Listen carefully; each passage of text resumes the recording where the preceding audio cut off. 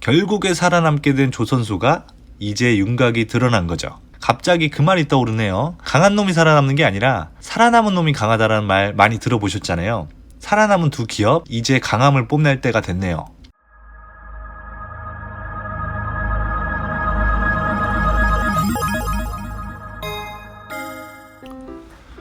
안녕하세요, 소설가 DC입니다. 오늘도 여지없이 찾아왔는데요. 원래 계획은 국내 조선업이 걸어온 발자취를 살짝만 언급하고 현대중공업이 대우조선해양을 인수하는 썰을 메인 주제로 털려고 했었는데요. 사실 제가 조선주 시리즈를 만든 이유가 이 대우조선해양 인수 관련 얘기를 하기 위함이었으니까요. 그래서 살짝만 짚고 넘어가려고 했는데 썰을 풀다 보니까 영상 2개 분량이 나와버렸네요. 여튼 각설하고 이제 현대중공업이 대우조선해양을 인수하는 썰을 본격적으로 진행하려고 했는데 또 그 썰을 풀기 전에 이제 과거 얘기를 했으니까 현재 조선업 상황을 말씀을 안 드릴 수가 없네요. 지금 조선업판에서 돌아가는 상황을 이해해야지 빅3에서 빅2로 전환될 때의 영향성을 이해하실 수가 있거든요. 그래서 조선업의 현재를 얘기하려고 합니다. 그런데 문제는 이게 또 썰이 길어지면 대우조선해양 인수 얘기는 이번에도 못하고 다음 영상에서 할 수밖에 없다는 거죠. 여튼간에 일단 한번 시작해 보겠습니다. 저유가가 지속되면서 고부가가치 선박들이 이제 발주가 잘 안 나오고 저부가가치 선박 발주가 소량 나와도 중국, 일본이 수주해가고 조선업 불황에 해양 플랜트라는 돌파구를 마련해 봤지만 그게 오히려 더 큰 피해로 오면서 국내 조선소 빅3를 필두로 조선업 자체 근간이 심하게 흔들리게 된 것을 지난 영상들에서 말씀드렸었죠. 사실 이런 위기가 국내 조선업계에만 찾아온 거냐? 아니죠. 세계 조선업에 똑같이 불어닥친 위기였어요. 국내 조선업이 세계 조선업에서 1위를 차지하고 있다 보니까 우리가 체감적으로 크게 때려 맞은 것처럼 느껴질 뿐 중국, 일본 포함 세계 조선 사업을 하는 조선사들 모두에게 말 그대로 한파가 불어닥친 거죠. 조선업이 호황일 때는 대형 조선사던 중소형 조선사던 다 같이 호황을 누렸습니다. 시장에서 돌던 말이 있었는데 수주한 물량은 터지고 작업할 사람이 없다 보니까 손만 있으면 아무나 데리고 일을 시킨다. 짜장면 배달원도 데려와서 일 시킨다. 이런 농담도 떠돌았으니까요. 그런데 바로 전세계 조선업에 한파가 불어닥치니까 가지고 있는 유보금이 적어서 이제 단기 유동부채를 막을 능력이 부족한 중소형 조선사들부터 낮아빠지기 시작합니다. 이때 전세계 조선소 숫자가 급감하게 됩니다. 물갈이가 되는 거죠. 조선업 한파가 장기화되면서 중대형 조선사들도 더 이상 버티지 못하고 낮아빠지기 시작합니다. 세계 10위권 조선사였던 신화 SB가 파산을 하고요.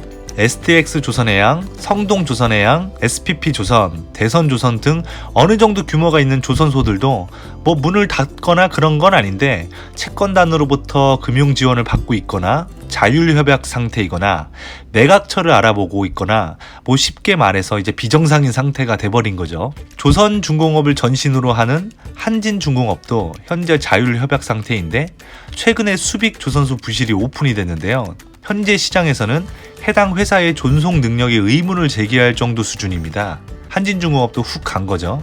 한진중공업 출신 엔지니어들이 지금 현재 인력시장에 쏟아져 나오고 있습니다. 그 회사의 허리를 담당하는 엔지니어들이 인력시장에 나온다라는 것은 사실 회사 상태에 대해서 말 다 한 거거든요. 이렇게 STX 조선에 이어서 한진중공업까지 이런 상황인 거라면 빅3 현대중공업, 대우조선해양, 삼성중공업을 제외하고는 다 맛이 갔다고 보시면 됩니다. 사실 대우조선해양도 맛은 이미 갔는데 시장 논리가 아닌 정치 논리로 유지되고 있는 거 지난 영상에서 말씀을 드렸었죠. 국내 조선소 현재 상황에 대해서 이제 말씀을 드려봤는데 국내 조선소뿐만 아니라 세계 조선소들이 전부 이런 상황입니다. 특히 중국이 최근 들어 분위기가 좀 많이 바뀌었는데 전에는 중국 조선소가 저렴한 인건비를 바탕으로 저가로 입찰을 들어가면서 이 선종이면 대한민국 조선소가 수주하겠다 라고 이렇게 생각했던 물량들도 많이 낚아채 갔었는데요. 한창 중국이 약 7년 동안 국가별 수주 순위 1위를 찍던 시절이죠. 저부가가치의 벌크선 등 뿐만 아니라 고부가가치의 LNG 선박 등 대한민국 조선소의 전유물이라고 여겨지던 물량들도 수주에 간 거예요. 이때가 한창 한창 국내 조선소들의 자존심에 스크래치가 가면서 언론에서도 국내 조선소 중국에 역전당했다 이렇게 뉴스를 띄울 때인데요. 그런데 저가로 수주를 해가서 수주량을 앞선 것이지 기술로는 대한민국 조선업을 역전하지 못했다라는 사실을 입증하는 뉴스들이 나오기 시작합니다. 단적인 예가 될 수 있는데 중국의 후동 중화 조선소가 건조한 LNG 운반선 글래드스토노가 호주 해상에서 갑자기 멈춰버리는 사상 초유의 사태가 발생을 합니다. 예를 들어서 설명을 드릴게요.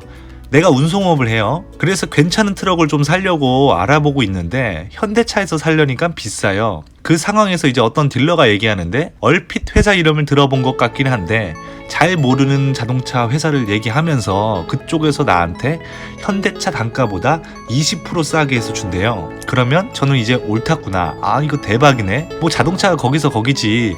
이렇게 생각하면서 이제 구매를 한 거예요. 그렇게 납품을 하기 위해 구매한 트럭으로 이제 운행을 하고 있는데 몇 달 안 됐는데 고속도로 한복판에서 완전히 갑자기 뻗은 거예요. 그럼 이제 제가 생각하는 게 이제 이 물건들 약속 날짜에 납품해야 되는데 차가 꿈쩍도 안 하네. 이런 젠장. 내가 다시는 그 회사에서 자동차 살아봐라. LNG 선박 글랜드스토노 얘기가 딱 이 상황이죠. 여튼간에 여차저차 해가지고 이제 육지로 와가지고 재정비를 하게 되는데요. 그런 상황이다 보니까 이제 선주가 여러 가지를 따져봤겠죠. 이걸 고쳐서 운행해서 벌어들일 수입, 수리비, 수리시간, 영업활동 못해서 손해보는 시간, 돈 등 여러 가지를 고려하고 선주가 내린 최종 결론이 뭐냐? 폐선이에요. 보통 LNG 선박 수명이 20년이 좀 넘는데 2년 만에 폐선 결정을 한 거예요. 이 사건은 선주들 사이에서 중국의 고부가 가치 선박 제품, LNG 등이 있죠.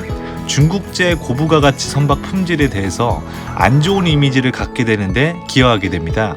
그리고 또 북유럽 해상보험협회에 따르면 2007년부터 이제 2015년 건조된 선박에 대한 보험금 청구 비율이 중국 조선소가 89%로 압도적이라고 합니다. 중국에서 건조한 배의 품질에 대해서 선주들 사이에서 이제 엄청난 불신의 이미지가 형성이 된 것을 단적으로 보여주는 상황인 거죠. 정확하게 말하면 저가 수주한 중국 배에 대한 불신이 생긴 건데 문제는 이제 중국이 자랑하는 그 저가 전략도 강력하게 어필하기 어려운 상황이 됐죠. 조선주 첫 번째 시리즈 영상에서 말씀드리길 보통의 정상적인 국가들은 국민들의 사회적 인식 또는 수준이 상승하게 되면 이런 것을 사회관념상 선진화된다라고 보통 칭하고 이런 추세 속이라면 사회 전반적인 인건비가 차츰 상승하는 경향을 보인다고 말씀드리지 않았습니까? 중국도 산업화가 진행되고 선진화되는 추세에서 인건비 단가가 올라간 거예요. 중국이 저가 수주로 대한민국 조선소와 경쟁해서 수주를 해갔고 LNG 선박도 수주에 가면서 우린 이런 고부가 가치 선박을 지을 정도의 기술력도 있어 이러면서 이렇게 그렇게 뽐내고 있었는데 이 두 가지 부분 모두에서 동시에 문제가 터진 거예요. 이게 사실 국내 조선소로 다시 발주가 나오기 시작하는 이유 중 하나인 거죠. 본 영상 처음 부분에서 현재까지 벌어지고 있는 세계 조선업 치킨 게임을 계속 설명해 드리다가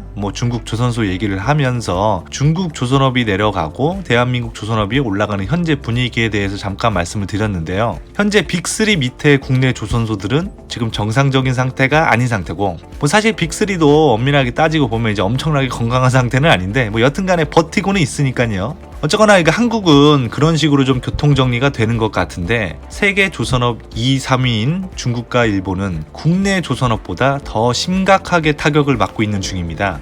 이 두 국가 조선소들의 구조조정은 아직 현재 진행형으로 봐야 됩니다. 중국은 이미 75% 이상의 조선소가 문을 닫았고 인건비 상승, 앞에서 말씀드렸던 품질 문제 등 여러 가지 사유로 인해서 최근에 이제 선박 수주에 계속 실패하면서 선박을 건조하지 못하고 놀고 있는 유휴 조선사들의 비율이 급격하게 높아졌습니다. 현재 버티고 있는 조선소들도 정부와 금융권의 지원으로 연명하고 있죠. 현재 한창 대대적인 구조조정에 들어간 상태죠. 한국과 중국에 낀 샌드위치 신세인 일본은 사실상 조선업에서 글로벌 경쟁 상대로 보기 어려운데요. 기존에 있던 일본의 조선소들도 상당히 많은 수가 상선 분야를 접고 특수선 사업에 집중하고 있습니다. 현재 이마바리 조선이 유일한 상선 건조를 하는 조선소로 생존해 있는데요.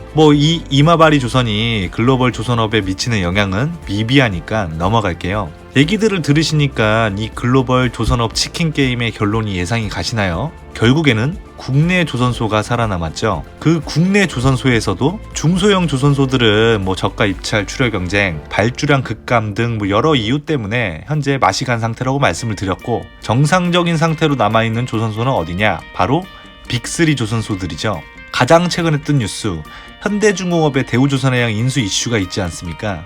결국 두 회사가 합쳐지면서 빅3가 빅2로 바뀌게 되는 거죠. 1강 1중 현대중공업 그룹과 삼성중공업이 되는 거죠. 결국에 살아남게 된 조선소가 이제 윤곽이 드러난 거죠. 갑자기 그 말이 떠오르네요. 강한 놈이 살아남는 게 아니라 살아남은 놈이 강하다라는 말 많이 들어보셨잖아요. 살아남은 두 기업, 이제 강함을 뽐낼 때가 됐네요.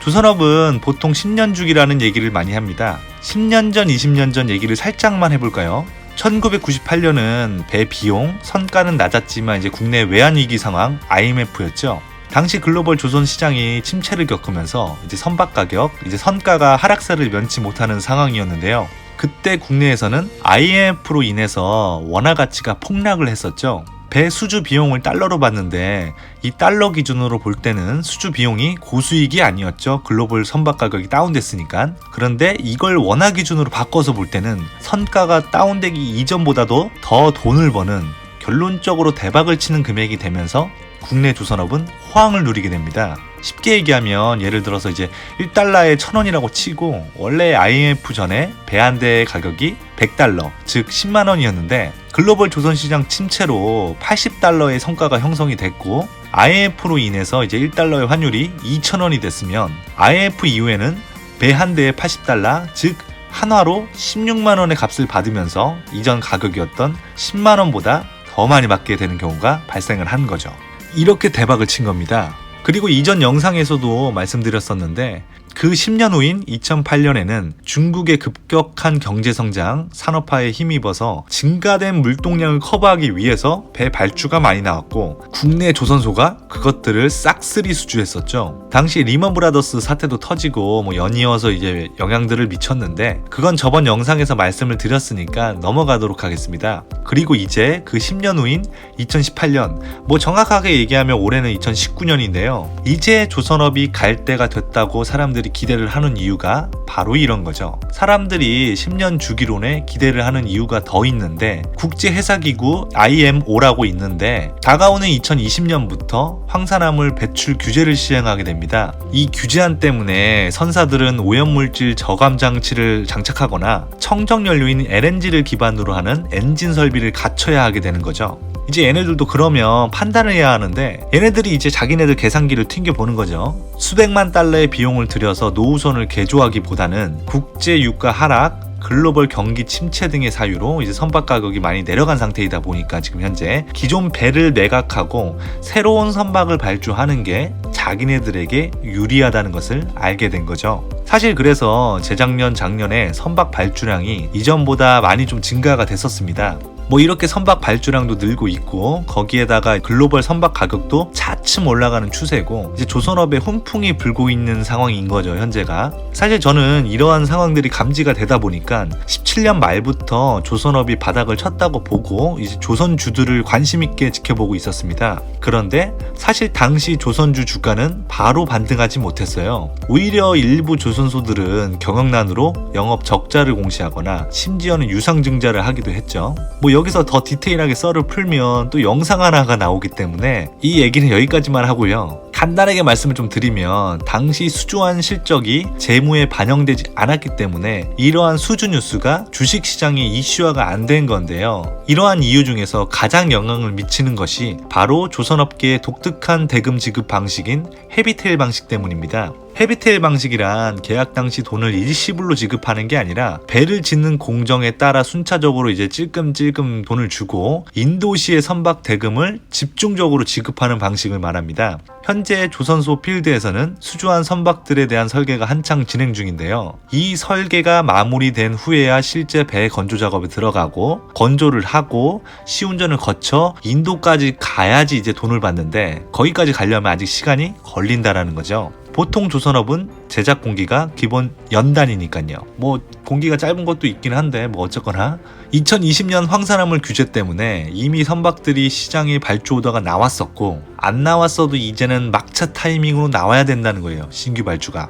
그렇다면 이걸 다 누가 먹느냐? 현재 살아남은 조선소가 먹는 거예요. 치킨게임 승자의 영광이죠. 여기에 이제 유가까지 올라와주면 금상첨화이긴 한데 뭐 그건 좀 지켜봐야 할 듯하고요. 지금까지 조선업 현재 상황에 대해서 썰을 풀어봤는데요. 뭐 이렇게 세계 조선업 긴 불황의 터널에서 살아남게 된 치킨게임이 승자인 국내 빅3 조선소가 이제는 사이좋게 신규 발주 나오는 것을 나눠 먹으면서 행복하게 잘 살았습니다 라고 이렇게 간단한 형태의 해피엔딩으로 조선업이 정리가 되는 줄 알았었는데요. 그러던 중에 1월 30일 수요일날 현대중공업 대우조선해양 인수합병 뉴스가 터지면서 다시 한번 조선업이 발칵 뒤집어졌죠. 전세계 조선업이 앞에서 말씀드린 대로 국내 조선업 중심으로 평정이 됐는데, 전세계 조선업의 절대 강자 빅3가 결국에는 빅2가 된다는 뉴스이니까 정확하게 얘기하면 1강 1중이죠. 뭐 사실 엄청난 뉴스인 거죠. 정말 안타깝게도 이번 영상에서도 시간 관계상 현대중공업 대우조선해양 인수설은 또 못하게 됐습니다. 정말